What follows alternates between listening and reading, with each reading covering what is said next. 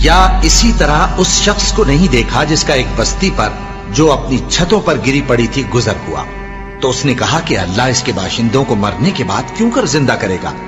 تو اللہ نے اس کی روح قبض کر لی اور 100 برس تک اس کو مردہ رکھا۔ پھر اس کو جلا اٹھایا اور پوچھا تم کتنا عرصہ مرے پڑے رہے ہو؟ اس نے جواب دیا کہ 1 دن یا اس سے بھی کم۔ اللہ نے فرمایا نہیں بلکہ 100 برس مرے رہے ہو، اور اپنے کھانے پینے کی چیزوں کو دیکھو کہ اتنی مدت میں مطلق سڑی بسی نہیں، اور اپنے گدھے کو بھی دیکھو جو مرا پڑا ہے۔ غرض ان باتوں سے یہ ہے کہ ہم تم کو لوگوں کے لیے اپنی قدرت کی نشانی بنائیں، اور ہاں گدھے کی ہڈیوں کو دیکھو کہ ہم ان کو کس طرح جوڑے دیتے اور ان پر کس طرح گوشت پوست چڑھائے دیتے ہیں۔ جب یہ واقعات اس کے مشاہدے میں آئے تو بول اٹھا کہ میں یقین کرتا ہوں کہ اللہ ہر چیز پر قادر ہے۔ اور جب ابراہیم نے اللہ سے عرض کیا کہ اے پروردگار مجھے دکھا کہ تو مردوں کو کیوں کر زندہ کرے گا، اللہ نے فرمایا کیا تم نے اس بات کا یقین نہیں کیا؟ انہوں نے کہا کیوں نہیں، لیکن میں دیکھنا اس لیے چاہتا ہوں کہ میرا دل اطمینان کامل حاصل کر لے۔ فرمایا کہ 4 پرندے لے لو، پھر ان کو اپنے سے ہلا لو اور ان کے ٹکڑے ٹکڑے کر دو، پھر ان کا ایک ایک ٹکڑا ہر ایک پہاڑ پر رکھ دو، پھر ان کو بلاؤ تو وہ تمہارے پاس دوڑتے چلے آئیں گے، اور جان رکھو کہ اللہ غالب ہے، صاحب حکمت ہے۔ تو حضرت عزیر بھی اللہ کے نبی تھے۔ معلوم ایسا ہوتا ہے کہ جب یہ بیت المقدس مسمار کیا گیا ہے اور ہیکل سلیمانی مسمار کیا، یہ کہیں باہر تھے، چنانچہ اس تباہی سے یہ خود تو بچ گئے، لیکن جب واپس آئے تو جو منظر انہوں نے دیکھا کہ پورا یروشلم ویران، تباہ برباد، ساری عمارتیں گری ہوئی اور کوئی ایک متنفس زندہ نہیں، تو ان پر ایک شدید مایوسی کی کیفیت طاری ہوئی۔ انہوں نے کہا انا یحیی ھذہ اللہ بعد موتھا، اس شہر کو، اس بستی کو اس طرح کی تباہی و بربادی کے بعد اللہ کیسے دوبارہ آباد کرے گا؟ اس پر اللہ نے انہیں 100 سال کے لیے ان پر موت وارد کر دی، پھر انہیں اٹھایا۔ فَأَمَاتَهُ اللَّهُ مِئَةَ عَامٍ، تو اللہ تعالیٰ نے ان پر موت وارد کر دی 100 برس کے لیے۔ ثم بعث، پھر انہیں اٹھایا، زندہ کر دیا۔ قال كم لبثت، پوچھا اللہ نے کتنے عرصے رہے؟ قال لبثت يوما أو بعض يوم، عرض کیا کہ بس 1 دن یا 1 دن کا کچھ حصہ۔ قال بل لبثت 100 عام، اللہ نے فرمایا نہیں عزیر، تم یہاں 100 برس رہے ہو۔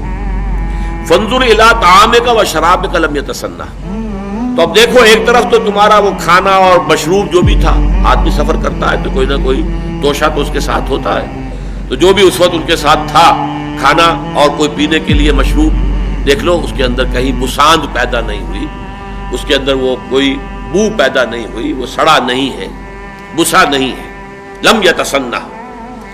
وانظر الى حمارك، اب ایک طرف تو وہ چیزیں بھی صحیح سالم موجود ہیں، خود بھی پورے صحیح سالم جیسے جوان تھے اس وقت ویسے کہ ویسے جوان رانا کھڑے ہو گئے، لیکن ان کی سواری کا گھڑا جو گدھا تھا اس کی ہڈیاں علیحدہ علیحدہ پڑی ہوئی ہیں اور بوسیدہ ہوئی ہوئی ہیں، نہ کھال ہے نہ گوشت کا کوئی وجود ہے، ڈھانچہ ہے اور وہ بھی بکھری ہوئی ہڈیوں کا ڈھانچہ۔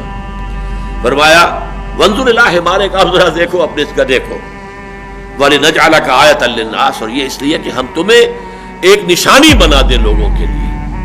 اصل میں یہ بہت بڑی نشانی بن گئے نا، اس لیے کہ لوگوں کے سامنے جب یہ آئے تو دنیا حیران رہ گئی، یہ عزیر کہاں سے نکل آئے، یہ 100 برس کہاں رہے؟ پھر چونکہ وہ حافظ تھے اور سب کو معلوم تھا کہ عزیر ہمارے حافظ تھے، اب ان کا آ جانا منظر عام پر تو گویا کہ تورات انہوں نے جیسے بھی اپنے حافظ سے مرتب کروائی، انہی کے ذریعے سے ایک نشأت ثانیہ حاصل ہوئی، انہی کی دعوت تجدید و اصلاح کے نتیجے میں دوبارہ دینی روح اور روحانی جو ہے ایک جذبہ بیدار ہوا یہود کے اندر، جس سے کہ وہ مملکت مکابی جو ہے اس کی بنیاد پڑی۔ یہی وجہ ہے کہ یہود کا ایک طبقہ ان کو اللہ کا بیٹا کہتا رہا، یہ جو قرآن میں آتا ہے قالت الیہود عزیر ابن اللہ وقالت النصارى المسیح ابن اللہ، تو یہ عقیدہ ان کا سارے یہودیوں کا نہیں ہے، لیکن یہود کا ایک طبقہ ان کو بھی ان کی اسی عظمت کی وجہ سے کہ ان کی نشأت ثانیہ دوبارہ دنیا میں عزت اور ثروت اور اپنی جو دنیا میں اقتدار انہیں حاصل ہوا ہے، سلطنت اور سطوت، تو وہ ان کے ذریعے سے ہوا، اس لیے وہ خدا کا بیٹا۔ قالت الیہود عزیر ابن اللہ، یہ تو اللہ کے بیٹے ہیں، بہت مقدس ہے۔ تو اب دیکھو اے عزیر، وانظر الی حمارک، اپنے گدھے کو، وَلِنَجْعَلَكَ آیَةً لِلنَّاسِ، اور یہ تو اس لیے سب ہم نے کیا کہ تمہیں دنیا والوں کے لیے لوگوں کے لیے ایک نشانی بنا دے. وانظر الی العظام کیف ننشزھا، اب دیکھو تمہاری نگاہوں کے سامنے ذرا ہڈیوں کو کیسے ہم انہیں اٹھاتے ہیں. یعنی وہ ہڈیاں اٹھ کر جڑ کر اور ایک ڈھانچہ پہلے بن گیا، جیسے کہ کسی بھی جانور کا ڈھانچہ جو ہے کھڑا ہوا آپ کے سامنے. جو بایولوجی کے میوزیمز ہوتے ہیں، زیولوجی کے، وہاں کھڑے ہوتے ہیں ڈھانچے. ڈینوسور کا ڈھانچہ کھڑا ہے اور یہ شیر کا ڈھانچہ کھڑا ہے. وہ ڈھانچہ ہو گیا. کیف ننشزھا، کیسے ہم اسے اٹھاتے ہیں، ابھارتے ہیں. ثم نکسوھا لحما، اور پھر دیکھو کیسے اس کے اوپر ہم گوشت چڑھاتے ہیں، پٹھے وجود میں آ گئے. فلما تبین لہ، جب یہ سب کچھ ان پر عیاں ہو گیا، واضح ہو گیا ان کے نگاہوں کے سامنے، یہ خرق عادت، یہ چیزیں کہ جو مخفی ہوتی ہیں انسانوں کی نگاہ سے، یہ تو عالم غیب کی باتیں ہیں، یہ انسانوں کو نہیں دکھائی جاتی، لیکن انہیں اس کا مشاہدہ کرا دیا گیا. فلما تبین لہ قال، تب انہوں نے کہا اعلم ان اللہ علی کل شیء قدیر، اب مجھے پورا یقین حاصل ہو گیا ہے کہ اللہ ہر شے پر قادر ہے. یعنی جب اللہ قادر ہے، مجھے 100 سال زندہ مار کر اس نے زندہ کر دیا، میری نگاہوں کے سامنے بوسیدہ جو ہڈیاں تھیں منتشر پھیلی ہوئی، انہیں جوڑ کر ایک اس کی ہیولے کی ڈھانچے کی شکل دی، اس کے اوپر گوشت بھی چڑھا دیا، کھال بھی آ گئی، زندہ چلتا پھرتا گدھا میری نگاہوں کے سامنے آ گیا. تو اللہ کی قدرت سے کوئی بعید نہیں ہے. یقیناً یہ بستی بھی دوبارہ آباد ہو سکتی ہے. اور یاد کرو جب کہ کہا تھا ابراہیم نے رب ارنی کیف تحیی الموتیٰ، پروردگار ذرا مجھے دکھا دے تو کیسے تو مردوں کو زندہ کرے گا، یہ میں مشاہدہ چاہتا ہوں. قال اولم تؤمن، بڑا پیارا سوال کیا اللہ نے. اے ابراہیم کیا تم ایمان نہیں رکھتے اس پر؟ قال بلا، عرض کیا کیوں نہیں، ایمان تو میرا ہے، تصدیق میں کرتا ہوں، مانتا ہوں تو ہر چیز پر قادر ہے، تو مردوں کو زندہ کر دے گا. ولکن لیطمئن قلبی، لیکن ذرا میں چاہتا ہوں کہ میرا دل پوری طرح ٹھک جائے. اطمینان اسے کہتے ہیں کہ سکون کی کیفیت ہو اور اس میں کوئی اتار چڑھاؤ نہ رہے. تو میں نہیں چاہتا کہ میرے دل میں کہیں وسوسے بھی آئیں اور اس طرح کی کیفیت ہو، پوری طرح میرا دل ٹھک جائے، جم جائے اس بات پر اور مجھے یقین کامل حاصل ہو جائے. ولکن لیطمئن قلبی، میں یہ چاہتا ہوں کہ مجھے مشاہدہ اگر ہو جائے تو پھر میرا دل بالکل مطمئن ہو جائے. قال فخذ اربعۃ من الطیر، اللہ نے فرمایا اچھا 4 پرندے لے لو. بعض روایات میں آتا ہے کہ یہ مور اور مرغ اور ایک کوا اور ایک کبوتر. خذ اربعۃ من الطیر، ہو سکتا ہے یہ تالمود کی روایت ہو. ہمارے ہاں کیونکہ تفسیری روایات میں تالمودی روایات جو ہیں وہ کافی کثرت کے ساتھ آئی ہیں، چنانچہ اس میں غالباً یہ 4 پرندوں کے نام بھی آئے ہیں.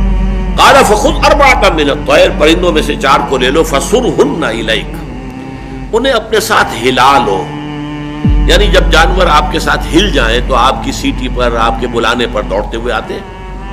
یہ پیٹس جو ہوتے ہیں، جو معاملہ ان کا ہوتا ہے، پالتو جانور، تو ان 4 پرندوں کو اپنے ساتھ خوب سجا لو، ہلا لو. ثم اجعل علی کل جبل منہن جزءا، اب یہاں الفاظ میں چونکہ صراحت نہیں ہے کہ پھر ان کو قتل کر دو، ٹکڑے کر دو. ان کے جز کا لفظ تو آ گیا لیکن بیچ میں سے یہ حذف ہو گیا ہے کہ پھر ان کو قتل کر دو، ذبح کر دو، ان کے ٹکڑے کر دو. اگلا آ گیا کہ پھر ان ٹکڑوں میں سے علیحدہ علیحدہ ٹکڑے 4 پہاڑیوں پر رکھ دو. ثم اجعل علی کل جبل منہن جزءا، تو گویا کہ اجزاء پہلے کرو، ٹکڑے کرو، اور روایات میں آتا ہے کہ ان کے سر علیحدہ کرو، ان کے پر علیحدہ کرو، ان کے دھڑ علیحدہ کرو، ان کی ٹانگیں علیحدہ کرو. یہ 4 حصے کر کے اور پھر سب کے سر ایک پہاڑی پہ رکھا اور سب کے پر دوسری پہاڑی پہ رکھا، سب کی ٹانگیں جو ہے وہ تیسری پہاڑی پر اور سب کے دھڑ جو ہے چوتھی پہاڑی، یہ رکھا. اور پھر ثم اجعل علی کل جبل منہن جزءا ثم ادعوہن، پھر ذرا انہیں پکارو، آواز دو یا سیٹی جو بھی ہوتی ہے. یاتینک سعیا، وہ تمہارے پاس آ جائیں گے دوڑتے. وعلم، اور جان لو، اچھی طرح جان لو، یقین کر لو، ان اللہ عزیز الحکیم، کہ یقیناً اللہ تعالیٰ زبردست ہے، کمال حکمت والا. نہ اس کی قدرت میں کوئی کمی ہے، نہ اس کے اختیارات میں کوئی تحدید ہے، کوئی لیمیٹیشن ہے، نہ اس کی حکمت میں کہیں کوئی کمی اور نقص ہے. عزیز ہے، زبردست ہے، حکیم ہے، حکمت والا. شروع اللہ کا نام لے کر جو بڑا مہربان نہایت رحم والا ہے. ابو لہب کے ہاتھ ٹوٹ گئے اور وہ خود ہلاک ہو گیا، نہ تو اس کا مال ہی اس کے کچھ کام آیا اور نہ وہ جو اس نے کمایا. وہ ضرور بھڑکتی ہوئی آگ میں داخل ہوگا اور اس کی بیوی بھی जो ईंधन सर पर उठाए फिरती है उसके गले में मूंज की रस्सी होगी। हुजूर का चचा अबू लहब बदतरीन दुश्मन और उसकी बीवी उम्मे जमील बदतरीन दुश्मन, दोनों इंतहाई खूबसूरत इंसान थे। अबू लहब सुर्ख सफेद रंगत, बड़ी बड़ी आंखें, बहुत खूबसूरत इंसान था। इसीलिए उसका नाम तो गालिबन अब्दुल उज़्ज़ा था, अगर मुझे मुगालता नहीं लग रहा है, बल्कि ये तो उसकी कुनियत बन गई थी। अबू लहब जैसे कि लहब कहते हैं दहकता अंगारा, तो ये तो दहकते अंगारे के मानिंद है। इसके सुर्ख और सफेद रंगत जो है, इसकी आंखें जो है बड़ी बड़ी, लेकिन बदकिस्मत बदबख्त हुजूर का इंतहाई दुश्मन, और उम्मे जमील उससे बढ़कर दुश्मन। ये बताना मुश्किल है कि कौन ज्यादा बड़ा दुश्मन था। जाती तौर पर हुजूर को जो तकलीफें पहुंचाई हैं वो बाहर के लोग नहीं पहुंचा सकते थे, लेकिन ये तो घर के लोग थे, इन्हें कौन रोके। बनु हाशिम का जो एक हिसार हासिल था हुजूर को, जब तक कि अबू तालिब का इंतकाल नहीं हुआ है, उस वक्त तक बनु हाशिम हुजूर के हिफाजत करने वाले थे। लेकिन ये तो खुद बनु हाशिम में से है, और एक दीवार बीच रिहाइश है अबू लहब की और हुजूर की, और ये बीवी जो है ऊपर से, दीवार के ऊपर से गंदगी फेंकती है हुजूर के घर में, सेन के अंदर। सुबह तहज्जुद के लिए हुजूर उठते थे और जाते थे बैतुल्लाह के पास, जाकर वहां इबादत करते थे। रास्ते में कांटे बिछाती थी, कांटे लगे। सख्त तरीन ईजा पहुंचाने वाली औरत जो है वो उम्मे जमील बीवी। तो इन दोनों का जिक्र जो है एक मुकम्मल सूरत में, उस सूरत का दर्स इस वक्त देना मकसूद नहीं, सिर्फ हवाला मकसूद था। तब्बत यदा अबी लहब व तब, ये इंतहाई गुस्ताखाना जुमला था जो कि अबू लहब ने हुजूर के शान में इस्तेमाल किया था। तब्बन लका लिहाजा जमाअतना, तुम्हारे लिए हलाकत और बर्बादी हो, तुमने हमें इस काम के लिए जमा किया था। हम समझे थे कोई काम की बात तुमने बतानी है, तुमने ये एक तौहीद का जिक्र शुरू कर दिया। उस पर यह आयत सूरत उतरी, तब्बत यदा अबी लहब, हलाक हो गए, बर्बाद हो गए, टूट गए हाथ अबू लहब के। ये पेशन गोई थी जो टूटे हैं फिर उसके हाथ। हुजूर को जाती तौर पर तकलीफ पहुंचाने में सबसे बड़ा काम इसका यह था कि इसके दो बेटों का रिश्ता हुजूर की दो साहिबजादियों के साथ तय था। इसने अपने दोनों बेटों से कहा, बल्कि गालिबन जहां तक गुमान है मेरा निकाह हो चुका था, विदाई रुखसत नहीं हुई थी, तो इसने कहा दोनों बेटों जाओ तलाक देकर आओ।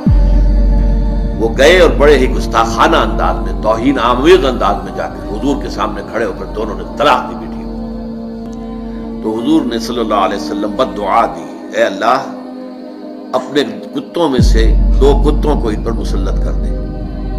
और वो हलाक हुए, बर्बाद हुए। एक तो इस तरीके से बर्बाद हुआ कि एक शेर ने उसे चीर फाड़ कर खा लिया। उसे खौफ था, एक काफिला लेकर गया हुआ था, और उसे रात को वो ये करता था कि अपने इर्द गिर्द जो है वो अलाव आग का जलाता था, उसके दरमियान में सोता था। शेर आया है, छलांग लगाकर अंदर गया, उसके चीर फाड़ के रख दिया।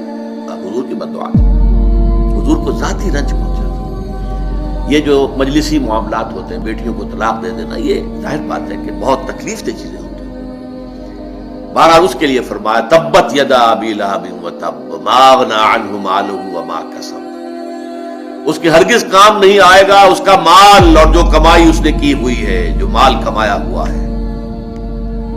सयस्ला नारन अनकरीब, जहन्नम में झोंक दिया जाएगा। ज़ाता लहबिन, उसके नाम के हवाले से हम लाए, जो भड़क रही होगी शोलों की तरह। जैसे ये अबू लहब है, शोला, शोले का बाप, शोले वाला, तो आग भी शोलों वाली होगी। सयस्ला नारन ज़ाता लहबिन वम्रातुहु, और उसके साथ ही उसकी बीवी भी होगी, हम्मालतल हतब, जो कि ईंधन ले लेकर आएगी और उस आग में और डालेगी ताकि और आग भड़के। सयस्ला नारन ज़ाता लहबिन वम्रातुहु हम्मालतल हतब फी जिदिहा हब्लुम मिन मसद, उसके गर्दन के अंदर एक मोटी सी रस्सी होगी बांध की, जिससे गर्दन छिल रही होगी। ये जहन्नम के अज़ाब की एक शक्ल है जो दिखाई जा रही है, उसकी हकीकत तो वही जाकर वाज़ेह होगी।